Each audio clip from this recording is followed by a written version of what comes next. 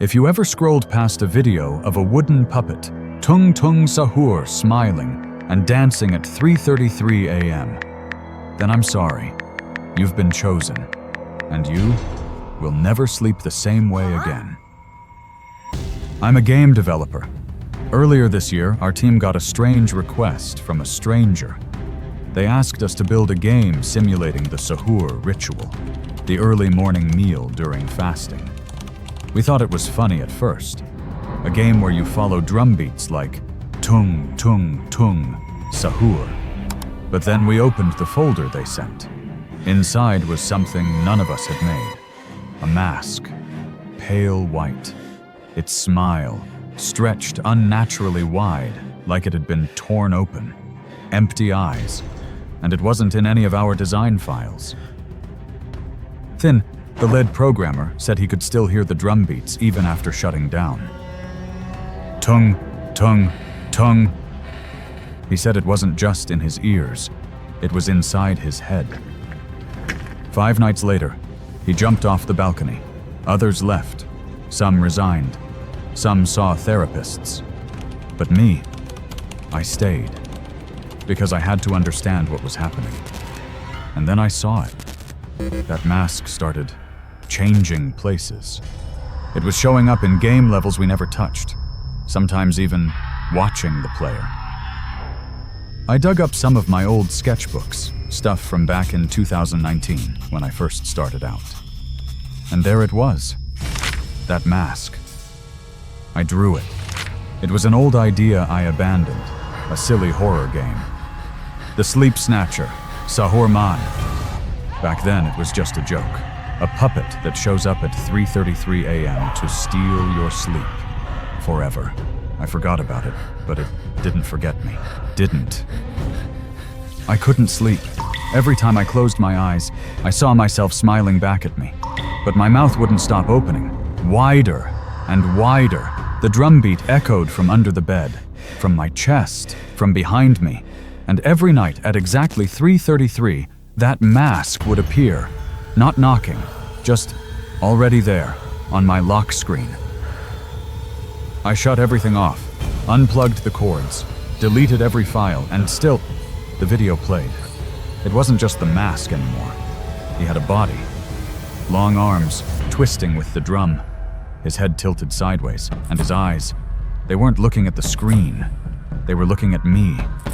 Every step he took matched the beat in my skull. Tung, tung, tung. I created him, so now I have to dance with him. You watched till the end, didn't you? Then, stand up. It's your turn. 1, 2, 3, tung, tung, sahur.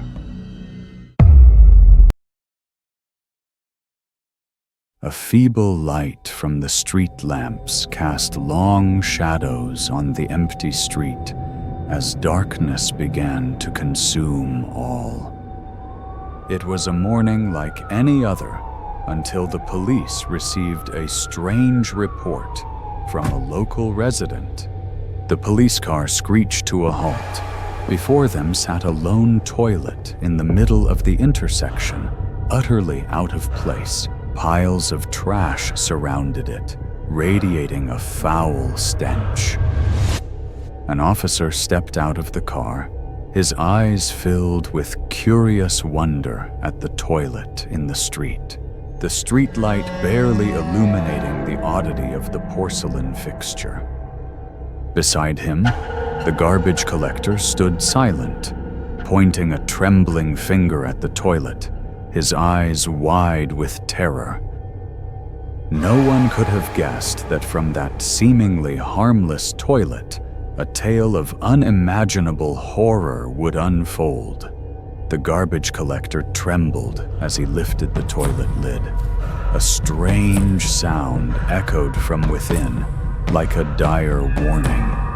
As the lid opened, a small face began to stir, its eyes wide with panic and filled with terror. The nearby officer's eyes widened, unable to believe what he saw. The garbage collector screamed, his terror uncontrollable. The man's arms and legs were gone. Only his face and eyes remained, filled with unbearable pain. Beneath the lid was a face, a man's, panicked. What terrified them even more was his arms and legs were gone. The morgue was bathed in a cold, the air thick with an oppressive silence. Medical examiners sat motionless, defeated. A young officer held his phone, his eyes glued to the screen, where a video showed the boy in the toilet, his head twitching, his life slowly fading. Though the victims were alive, they were slowly dying. The police faced a choice: leave them in the toilets to perish, or experiment with unknown consequences. There were no answers, no clear path, only helplessness, and the toilets remained, haunting our every night. Police and forensics discovered more of the same toilets, each with a chilling commonality: a severed body part. The silent, bizarre toilets, like pieces of a macabre puzzle, left investigators in a state of bewilderment. The cases continued, each with a chilling signature: mutilated, dismembered bodies, and all shared an unsettling connection. The toilet in the darkness, a vessel of sin and haunting dread. The police officers discussed the remaining clues, trying to decipher the mysteries left behind by the toilet. All they had were fragments, traces, and blurry photos, but it seemed woefully inadequate to illuminate the truth. The police chief was reeling upon learning the information about the 17-year-old boy. Everything suddenly became overwhelmingly obscure and terrifying. The boy, a prodigy obsessed with dissection and surgery, was desensitized to death and pain. Unbeknownst to anyone, his doctor father had instilled in him bizarre ideas about mortality. The father stood at his desk, gazing at a family photo amidst medical tools and anatomy texts, a past he couldn't escape. His gaze was silent, as if contemplating what had happened and his responsibility in the past.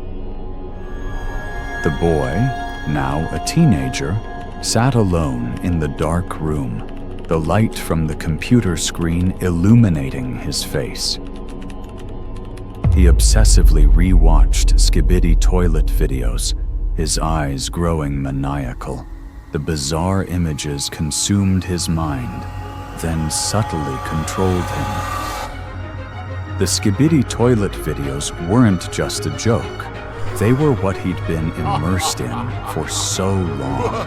An obsession to the point he began to want to recreate them in reality. In the dark cell, the boy, now grown, sat in silence, his eyes weary and filled with guilt. Before him was the toilet, but now it was just an inanimate object, like the memories he couldn't escape. Finally, the boy, the one who created those haunting toilets, was apprehended.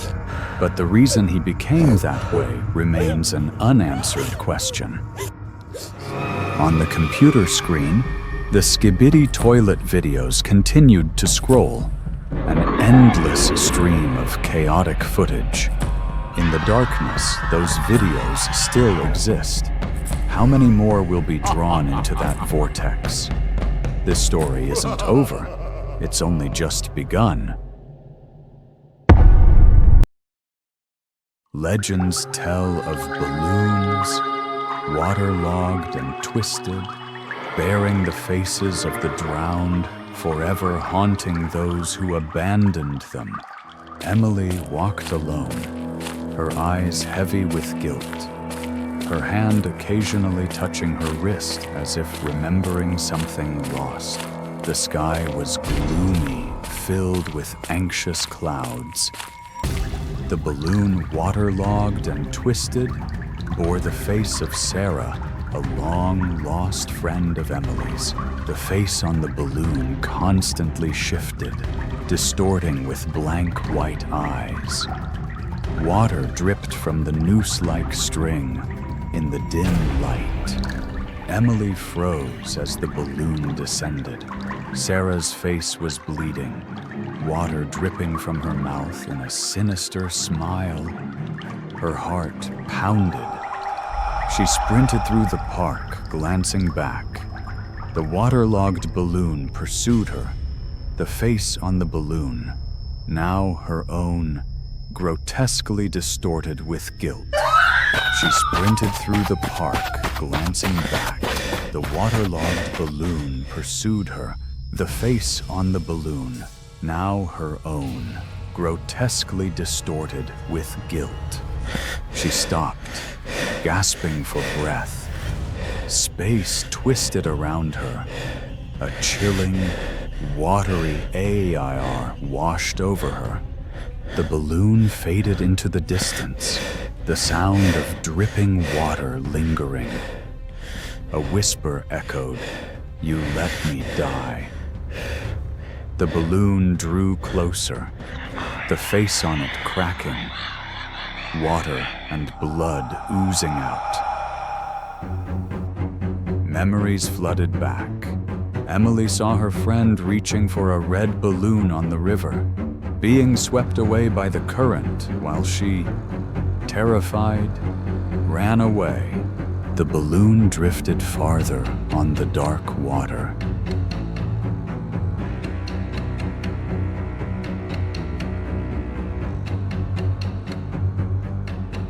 Back in the present, she rushed towards the abandoned building, shoving the rotting wooden doors open, hoping to find a way out of the haunting balloon. Outside, the balloon hovered at the doorway, the sound of the noose-like string screeching. Behind her, the balloon swelled, its cracked face oozing water and blood. In the empty space, the balloon's ghostly laughter echoed. Emily ran up the stairs of the old building, the ancient structure blurring light and shadow. He uses low and high pitches to express emotional changes. Sarah's ghost in a soaked white dress, holding the red balloon, followed close behind her, accompanied by the sound of dripping water. The balloon whispered in her ear that she couldn't escape. The balloon whispered in her ear that she couldn't escape. Fumbling through the decaying old building, she stumbled into a room with mirrors. She saw her reflection, grinning sinisterly. The balloon exploded with a deafening bang, red fragments raining down like droplets of water. In that instant, Emily's consciousness shattered, pulling her into a surreal, cracked space.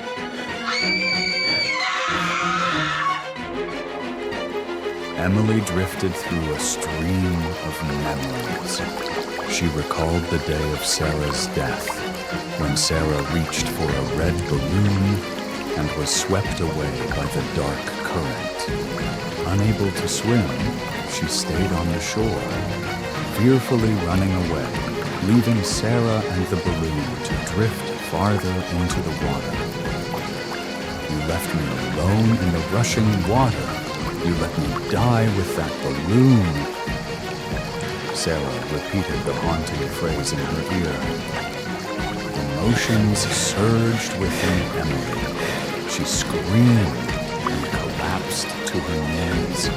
Beside her, Sarah's image dissolved, her memories and herself thrown into a storm-like vortex, torn apart by the howling wind. Amidst the tearing storm, Emily remembered the happy memories of her and Sarah tying balloons together at a festival. Sarah smiled gently and told her that she wanted to see her happy. Emily broke free from the vortex of thoughts, guilt, and shame, thanks to the beautiful memories she and Sarah had created. She looked in the mirror. The image reflected back, encouraging her, telling herself that she had to keep living. She stepped out of the old building into the pale, golden sunlight. She stood tall, her eyes resolute with the thought that she could leave the past guilt behind in that old building. On the empty street, Emily saw Sarah's face again on a colossal, waterlogged balloon with blank white eyes, waiting for her at the end of the street. It wasn't truly letting her go. She walked on, the whispers of why, from Sarah echoing. The screen faded to black,